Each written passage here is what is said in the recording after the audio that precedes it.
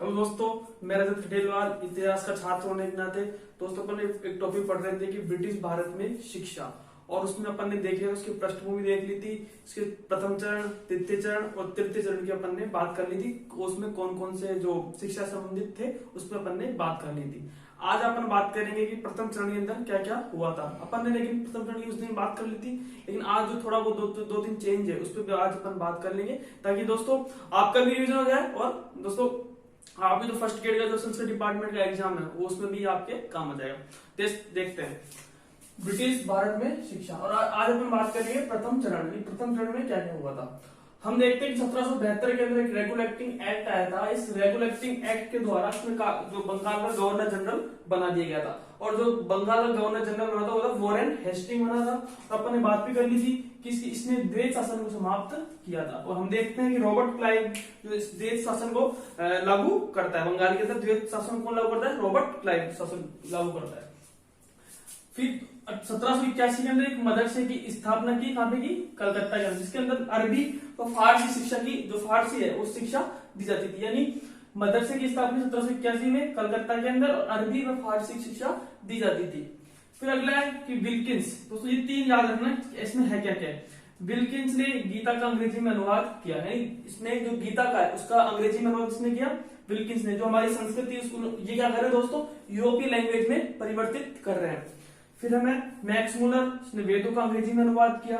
फिर तीसरा है मनुस्मृति, क्योंकि इसमें एक कोड ऑफ जेंटोलॉजी, अंग्रेजी में इसका अनुवाद किया। हिंदू कानून था, एक कोड ऑफ जेंटोलॉजी, इसका अंग्रेजी में अनुवाद किया। अगला है हम देखते हैं 1784 के अंदर हम देखते हैं विलियम जोन्स, जो कि भारतीय संस्कृति से एक बड़े प्रभावित व्यक्ति थे। इन्होंने अपने जो साहित्य, जो हिंदू जो संस्कृति थी उसका यूरोपीय भाषा में अनुवाद किया था। और हम देखते हैं इन्होंने 1784 के अंदर एशियाटिक सोसाइटी ऑफ बंगाल की स्थापना की थी। और हम देखते हैं कि बाद में जाके रॉयल सोसाइटी ऑफ बंगाल बन गई थी। रॉयल नाम वापस चेंज कर दिया गया था, रॉयल सोसाइटी ऑफ बंगाल की स्थापना इन्होंने कर दी थी। कहाँ पे की थी? कलकत्ता के अंदर। और हम देखते हैं कि संस्कृत व फारसी पुस्तकों का यूरोपीय भाषा में अनुवाद इन्होंने किया था।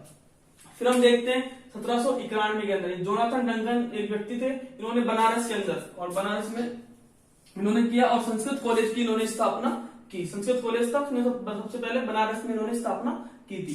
फिर हम देखते हैं 1800 के अंदर फोर्ट विलियम कॉलेज, हम देखते हैं फोर्ट विलियम कॉलेज की स्थापना की कलकत्ता। किस समय? वेलेजली।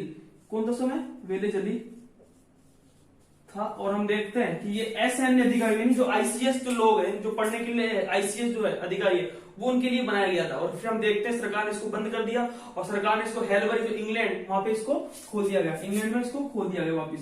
दोस्तों ये था प्रथम चरण। आज अपन ने बात की कि प्रथम चरण के अंदर दोस्तों क्या क्या हुआ, एक बार वापस मैं इसका रिवीजन करवा देता हूँ। और इसका सबसे पहले हम देखते हैं 1772 के अंदर रेगुलेटिंग एक्ट आया था। इस रेगुलेटिंग एक्ट के द्वारा वॉरेन हेस्टिंग को बंगाल का गवर्नर जनरल बनाया था।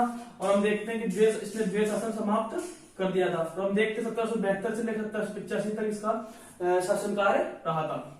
1781 के अंदर एक मदरसे की स्थापना की थी कलकत्ता के अंदर, जिसमें अरबी व फारसी शिक्षा दी जाती थी। और हम देखते हैं कि विल्किंस तीन लोग थे।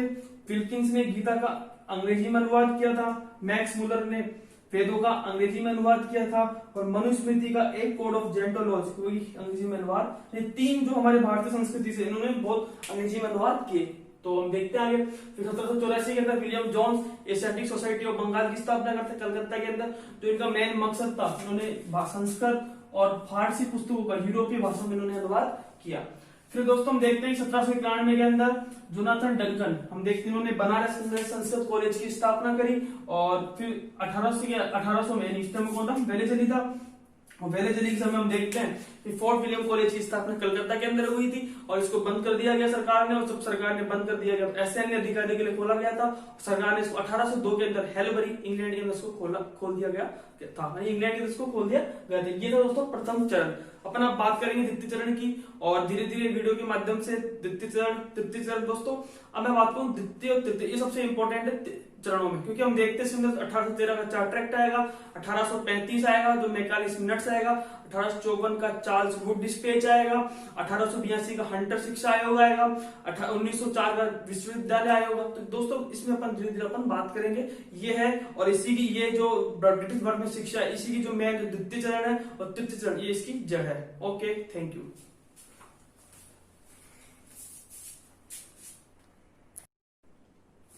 दोस्तों अब देखिए 1813 का जो चार्टर एक्ट था, जो 1813 का जो चार्टर एक्ट आया था, उसमें ये कहा गया था कि जो सरकार ने, जो अंग्रेजी सरकार ने ईसाई मिशनरियों को भारत के अंदर धर्म प्रचार प्रसार के लिए अनुमति दे दी गई थी। जो 1813 का जो चार्टर एक्ट था जो आया था, वो ईसाई मिशनरी भारत में आ सकते हैं, और भारत में इन्होंने आते ही हम देखते हैं कि अंग्रेजी शिक्षा को सीधे सीधा प्रमोट भी करने लग गए थे। और हम देखते हैं कि इन्होंने श्रीरामपुर, क्योंकि कलकत्ता की इन्होंने सेंटर बना लिया, और हम देखते हैं कि राजा राम मोहन राय सिंह के बाद विवाद भी हो गया था। यानी जो 1813 का चार्टर एक्ट था वो ईसाई मिशनरी को भारत में लेकर आता है।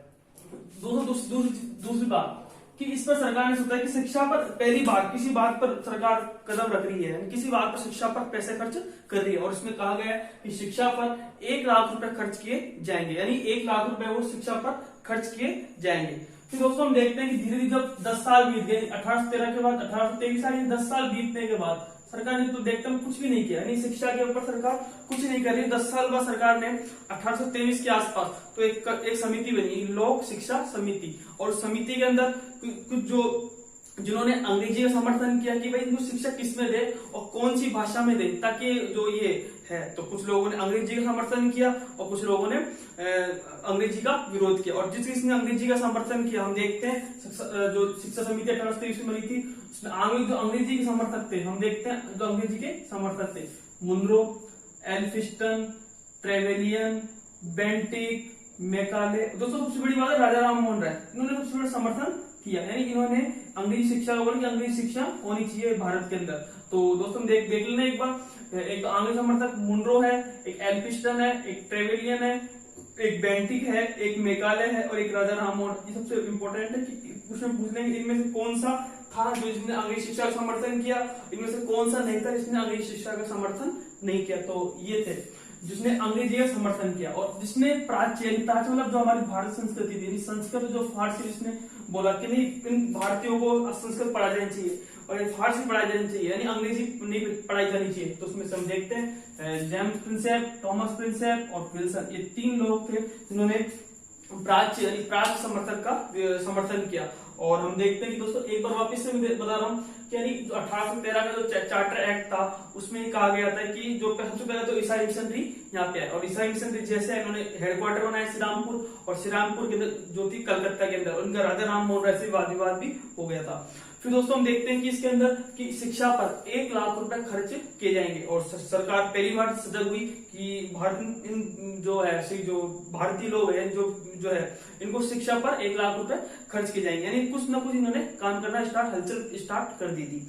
और जैसे हम देखते हैं कि इसके 10 साल बीते, यानी 1823 जैसे जैसे आया तो एक शिक्षा समिति बनाई, लोक शिक्षा समिति, उसके अंदर कुछ सदस्य थे, जो सदस्य जिसने अंग्रेजी का समर्थन किया, वो आंग्ल समर्थक कहलाए, और जिसने जो फारसी यानी फारसी और संस्कृत का समर्थन किया वो क्या कहलाए, प्राच्य समर्थक कहलाए। उसमें हम देखते हैं लोग कौन कौन थे, एक तो Munro, Elphinstone, Trevelyan, Bentinck, Macaulay और राजा राम मोहन राय। इन्होंने सबसे इंपॉर्टेंट राजा राम मोहन राय ने अंग्रेजी शिक्षा का समर्थन किया था। और फिर हम देखते हैं प्राच्य समर्थक में संस्कृत के फारसी के जेम्स प्रिंसेप, थॉमस प्रिंसेप और विल्सन, ये 3 लोग थे। तो दोस्तों हम देखते हैं तो ये था कि ब्रिटिश भारत शिक्षा के अंदर एक तो 1813 का चार्टर एक्ट था और एक था लोक शिक्षा समिति। Okay, thank you.